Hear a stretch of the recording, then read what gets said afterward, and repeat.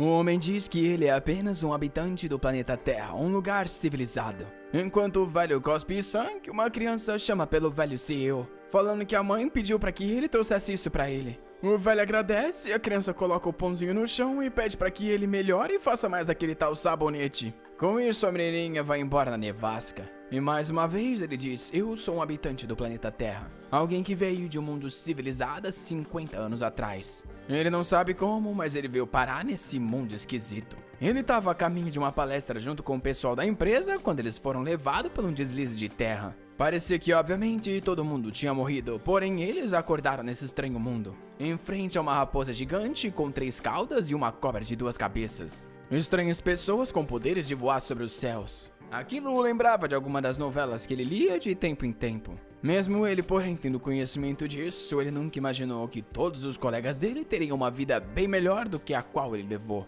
Criaturas conhecidas como os sábios apareceram dos céus e ficaram impressionados com os talentos que os amigos dele tinham. E cada um deles foram levados para diferentes partes do mundo e dos céus. Naquele lugar só ficou ele e o diretor Kim. Por alguma razão, ambos tinham a esperança de que, como eles também vieram de outro mundo, algo especial eventualmente aconteceria com eles. Porém, o tempo começou a passar e eles perceberam, ele e o diretor Kim não tinham nada demais. Tudo que eles poderiam fazer era trabalho manual para sobreviver. 6 meses depois, o diretor disse que não ia conseguir continuar vivendo dessa forma. Juntando um pouco de dinheiro que eles ganhavam, ele comprou um livro de artes marcial básico desses que é vendido em qualquer rua. Porém, estranhamente, em apenas 3 meses, ele masterizou o livro e se tornou um mestre marcial. Ele começou a trabalhar para a nação e aprendeu artes marciais mais e mais avançadas. Em pouco tempo, ele se tornou um poderoso guerreiro conhecido em todo o mundo, enquanto o protagonista ficou para trás. Até hoje ele ainda se pergunta, será que tinha algo guardado de especial para ele? Ele sempre acreditou nisso, porém o tempo passou e nada aconteceu. E agora, após 50 anos, ele é só um velho que vai morrer com uma gripe sozinho. Ele tentou o melhor dele para sobreviver. Ele aprendeu a língua de seu lugar, como escrever, como ganhar dinheiro. Comprou uma pequena terra e construiu a própria casa. Com o conhecimento da terra, ele fez coisas como, por exemplo, sabonete para conseguir vender e ganhar dinheiro. Esse mundo era bem menos civilizado e ele sabia de alguns conceitos que ali era novidade. Porém, rapaz, o mundo marcial aqui é competitivo. A receita dele foi logo roubada e os caras que tinham muito mais dinheiro investiram em uma produção muito maior e ele meio que ficou fora do mercado. Só nos outra novela mesmo que tu inventa o sabonete e fica bilionário, rapaz. Desde então, ter o suficiente só pra ganhar o mínimo de dinheiro não tá fácil. E agora tá ali ele esperando pela morte após ter sido recusado por esse mundo. Ele se pergunta o que esperavam que ele fizesse. Ele tentou o melhor dele, então qual era o caminho correto? Porque ele foi escolhido se ele não era especial.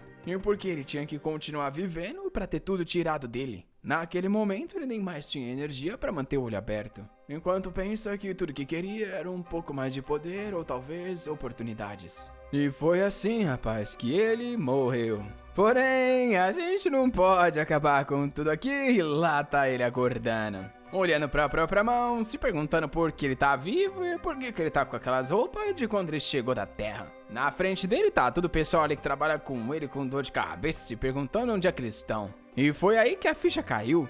Ele veio pra esse mundo com poder sim, rapaz, o poder da regressão. Logo na sequência, um dos caras ali, né, que eu acho que é o tal do Kim, comenta, né, que eles estavam na viagem, então como é que eles foram parar ali? Óbvio que esse é exatamente o primeiro dia que eles chegaram logo após o acidente. Estranhamente, na hora que a terra bateu, ele viu uma estranha luz e abriu o olho ali. O problema é que, rapaz, isso foi 50 anos atrás, tá difícil pra ele se lembrar realmente de como as coisas funcionavam. Alguém tá chamando pelo Manager Cell, e enquanto o nosso garoto tá ali querendo saber, né, o que ele faz agora que regressou. A maioria das histórias de regressão, a pessoa abusa das informações do futuro, porém, tudo que ele aprendeu foi como fazer sabonete e ele nem se lembra do passado porque, né, ele acabou vivendo tempo demais. Nisso, o cara que tava chamando por ele grita chamando pelo seu Yenryu e fala pra ele olhar ali e parar de ignorar todo mundo. Rapaz, o seu garoto vai pedir desculpa por não ter virado e o mano do nada dá-lhe um soco na cara. As minas ali, o trouxa fica tudo de boca aberta confuso. O cara que o chamou disse que ele é um idiota, que deve ter dormido enquanto tava dirigindo e fez todo mundo cair naquele buraco.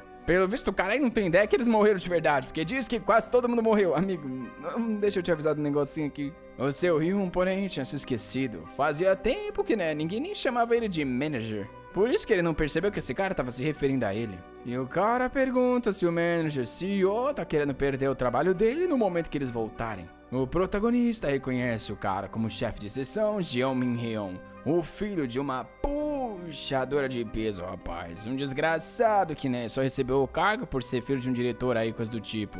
32 anos, vivendo no puro nepotismo e um maldito que sempre fez a vida dele ser difícil. O cara tá ali dando esculacho enquanto todo mundo tá pedindo pra ele se acalmar. O Seo começa a se levantar, lembrando que realmente no dia que ele tava dirigindo ele tava meio cansado. Isso porque o maldito do Jeon jogou todo o trabalho dele pro nosso garoto resolver. Sem contar que ele nem era pra ser a pessoa que devia dirigir nessa viagem. O cara tá ali gritando, todo mundo tentando acalmar, enquanto aos poucos as memórias do Seo tá voltando. Naquele dia no passado, algo parecido aconteceu. Ele achou que ele era a pessoa errada, ficou pedindo desculpa, todo torto. E foi assim que ele seguiu vivendo pelos seguintes 50 anos, sempre pedindo desculpa, abaixando a cabeça. Até mesmo quando os bandidos o roubavam, ele pedia desculpas. Quando o artista marcial o humilhou, ele pediu desculpas. Porém, após anos e anos de uma vida assim, ele começou a perceber. É necessário que você tenha controle do seu comportamento perto das pessoas com as quais você não consegue lidar. Porém, existem situações diferentes. Nisso ele chama pelo chefe Jeon e diz que sabe que ele tá bravo.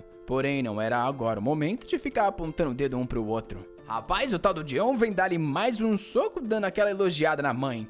Eita, e pegou em cheio na bochecha, eu achei que nosso menino ia se defender. Ah, calma aí que ele tá dando aquela encarada, rapaz. Falando que ele nunca vai ter que se ajoelhar pra alguém que ele consiga lidar. Tome-lhe aquela servida na bochecha de volta, fi. Todo mundo de boca aberta, ele avança, falando que na vida passada ele apanhou de inúmeros artistas marciais incontáveis vezes. Tome-lhe mais outro certeiro e ele se lembra, rapaz. Os bandidos eram muito mais agressivos e até mesmo por coletar ervas na montanha ele era espancado. A mesma coisa acontecia quando ele não pagava os impostos, fi. E agora tá ele ali espancando o maluco. Nesse mundo violento, ele conseguiu ganhar algo que essas pessoas nesse momento não tinham. Ele sabia exatamente como a mente humana funcionava. No momento que você dá-lhe um soco no meio do olho, o medo é amplificado. Depois de tomar mais alguns, somente 2 palavras instintivamente saem da boca. Na hora o Jeon todo se tremendo, só manda o famoso me desculpa aí. O protagonista pode não ter talentos míticos que aqueles sábios dos céus buscam,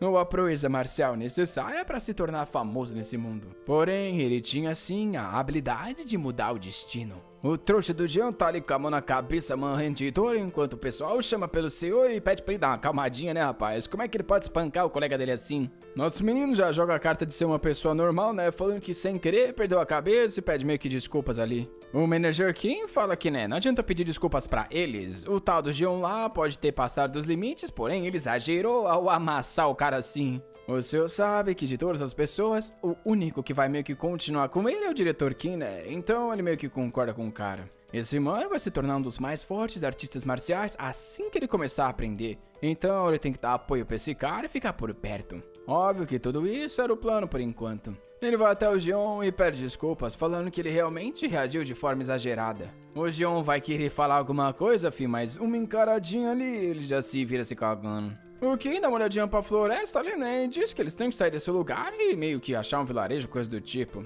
O senhor sabe, essa é a coisa lógica a se fazer. Porém, é uma pena que lógica não funciona nesse mundo. Ali era o mundo dos imortais, rapaz, onde cada um tá querendo assegurar sua própria imortalidade. E a única regra que existe nesse lugar é que o forte devora os mais fracos. Qualquer um nesse mundo fica uma espada em mão, vai lutar por fama e honra. O nome dessa floresta é Caminho da Ascensão. Infelizmente, não tem nação, vilarejo ou nada por perto. Nisso ele chama pelo Kim e fala, né, que o sol logo vai se pôr, então talvez eles devessem fazer um acampamento em um lugar seguro. O cara concorda, falando que ele tá certo, mas quer saber, né, cadê aquele carro deles que tava cheio de suprimento? Se eles conseguissem aquilo, daria pra sobreviver fácil. Nosso menino já sabe que é uma pena, porém esse carro não vai ser encontrado de forma alguma. O problema é que eles não vão acreditar se ele falar isso. Ele pode meio que tentar convencer esses caras que não dá pra encontrar o carro ou ele tem um outro plano. Ele fala que a melhor ideia por enquanto é se dividir. Um time procura pelo carro, enquanto o outro time faz o acampamento. Dessa forma, né, eles garantem as 2 oportunidades. Por ser uma decisão lógica, né, todo mundo acaba concordando e a noite cai. Obviamente, eles não encontraram e fizeram uma fogueira. A menina do olho azul aí, que ainda não sei o nome da danada, quer saber cadê o carro? Eles sofreram um deslizamento, então, né? Onde foi parar o negócio? O Kim, todo mundo comenta que ninguém tem ideia, fi. Tá perguntando pra pessoa errada. Todo mundo ali tá perdido. O pessoal tá comendo tipo umas castanhas ali, que é meio gostoso. O senhor fala que ele encontrou mais no caminho, então eles não precisam se preocupar. Isso o manager elogia, falando que a situação é bem difícil, porém, graças a ele, né, até que as coisas não estão se complicando tanto. Desde a companhia, ele já sabia que ele era uma pessoa com a qual eles podiam contar. E agora ele se lembra que ele provavelmente estava bem cansado, já que o Dion jogou todo o trabalho pro menino. A outra do olhinho amarelo aí fala que realmente o manager sempre foi muito diligente. Mas Donari tá tudo elogiando, né? Pena que ele já sabe que essas desgraçadas vai tudo abandonar ele, rapaz. Na vida passada, o senhor só encontrou essa caverna depois de horas e horas caminhando na madrugada. E agora ele fala que foi por sorte que ele encontrou isso aqui. Enquanto pensa que ele tem que aproveitar esse curto momento, porque essa é a última noite que eles vão poder rir dessa forma. Pouco tempo depois, sobre a luz da lua, ele tá se tremendo, falando que dá as boas-vindas pro Lorde da Floresta. Um lobo de 3 caudas na frente dele diz que o garoto tem um cheiro bem estranho para um humano. Ele já viveu mais de 1000 anos e nunca sentiu algo assim. Nisso, o pessoal que tava acordando ali da caverna, sai do lado de fora e tudo toma um susto também. Na memória, o senhor manda todo mundo se ajoelhar e respeitar o Lorde da Floresta. Nisso, o lobo fala que toda vez que encontra um humano, ele se lembra do porquê eles são idiotas e rudes. Ele já teria arrancado membros de todo mundo, porém parece que um deles sabia como respeitar a floresta e é por isso que eles seriam perdoados. Porém, com isso dito, eles estavam no território do Lorde da Floresta e deveriam pagar o preço. Então um deles teria que oferecer um braço para continuar ali. O seu Ryun se lembra, na vida passada, ninguém sabia o que fazer quando essa criatura apareceu e começaram a gritar desesperado. O lobo então levou todos os membros de todo mundo, rapaz, eles ficaram quase mortos. Ao menos dessa vez, a raposa parecia estar apreciando a forma como ele agiu. A criatura, porém, se lambendo, quer saber quem é que vai dar um braço. O senhor, rapaz, já viu na vida passada todo mundo perder todos os membros, então até que não era tanta coisa assim. Um único braço de uma pessoa era pouco. Além disso, aqueles caras vão chegar de repente e curar todo mundo. Foi dessa forma que eles sobreviveram. Sem contar que, sabendo que algo assim podia acontecer, ele até preparou uma erva ali que ajuda a reduzir as dores. E nisso, na cara e coragem, ele fala que oferece o braço dele. Todo mundo toma um susto e a raposa não hesita um segundo, já vai e dá-lhe uma mordida mesmo, rapaz. Puxou o braço do menino. Todo mundo sente a dor ali, ele agoniza e já vai pra pegar a erva. Começa a comer enquanto chora de dor, desesperado. A raposa então fala que achou que o gosto ia ser diferente por causa do cheiro, mas realmente ele era idêntico a qualquer humano. Na verdade, era até pior porque ele parecia ter as veias bem impuras. O seu Halif, acabado, pede desculpa pela oferenda não ser boa o suficiente. Só que nisso a raposa então se vira e diz que deixaria eles ficarem 7 dias nesse território e ninguém ali morreria graças à divindade dela nessa floresta. Ela pula e vai embora e na memória o resto do grupo vem chamando pelo CEO perguntando se ele tá bem. Ele fala que sim e pede pra ajudar a ir pra caverna. Como ele foi o primeiro a encontrar a raposa, ele diz que conversou com ela antes deles chegarem e aprendeu um pouco desse mundo. Ele revela que eles não estão mais na Terra e nisso tá todo mundo assustado, dizendo que não imaginava que algo assim aconteceu. Mas considerando que eles viram uma fucking raposa de 3 caudas, né? Assim, a realidade tá caindo pros garotos. E nosso menino Tarif sem seu braço, falando que ao menos eles estão seguros por 1 semana por causa do que ele fez. O pessoal quer saber, né, o que acontece após essa 1 semana e ele diz que eles vão ter que entregar alguma outra coisa. Todo mundo tá desesperado, porém ele só fala que tá exausto e precisa descansar, espera que todo mundo entenda. A noite cai e pelo visto o Dion falou alguma coisa, porque tá todo mundo contra ele. O protagonista tá escutando o cara perguntando quem é que vai dar braço e perna daqui 1 semana. O cara com o conjunto da Adidas diz que mesmo assim não dá pra eles desistirem do seu dessa forma, ele foi muito útil e foi a pessoa que encontrou o local, né, e ainda deu o braço. O Dion fala que era bom aproveitar ao máximo a presença dele, né, rapaz, e depois o descartar. Ele já perdeu um braço mesmo e não vai durar muito. Porém, enquanto o Dion tá fazendo os planinhos dele aí, filho, os caras tá ali, ó, sem um braço, formando aura com a mão no bolso. E pelo que ele escutou aí dos caras conversando, parece que querem prender ele pra toda semana dar um dos membros dele, né, rapaz? Ele pega um puta de um pedrão ali falando que ele não tava muito animado com isso. Porém, com a violência que ele aprendeu nos últimos 50 anos, seria fácil acabar com o Geon mesmo sem um braço. O cara tá ali de costas falando, enquanto ele se questiona se mata ou não mata. Ele respira fundo, larga a pedra e diz que por enquanto não. O medo deve estar meio que influenciando o julgamento de todo mundo nesse momento, e se ele for cruel demais, isso só vai complicar as relações futuras que ele precisa criar com o diretor Kim. Nisso ele escuta alguém mandando o Jeon calar a boca, senão vão quebrar as pernas dele. O senhor percebe que por mais que o Jeon tá cheio de planinho, ainda tinha gente do lado dele. Noite cai e mais um dia chega, rapaz. Diferente da raposa que comeu um braço, a cobra de 2 cabeças que apareceu pediu somente por um pouco de sangue. Essa mesma cobra na vida passada sugou o sangue deles, mesmo os coitados não tendo nenhum membro, né, sem pé, sem braço. Dessa vez o tal do Tiff Oi dá o bracinho dele para dar uma chupadinha e ela deu um lambisgói e foi-se embora. Isso porque o sangue dos humanos dessa vez era o pior que ela já tinha provado e ela não queria mais não. O senhor sabe que ela não gostou porque o sangue desse cara aí tá banhado em álcool e nicotina, além do colesterol do garoto. Nisso ele fala pro Jeon Ming Heon vir com ele pegar uma erva. É meio que desrespeitoso ter chamado o cara pelo nome completo, porém o senhor só pergunta se ele tá com fome ou não.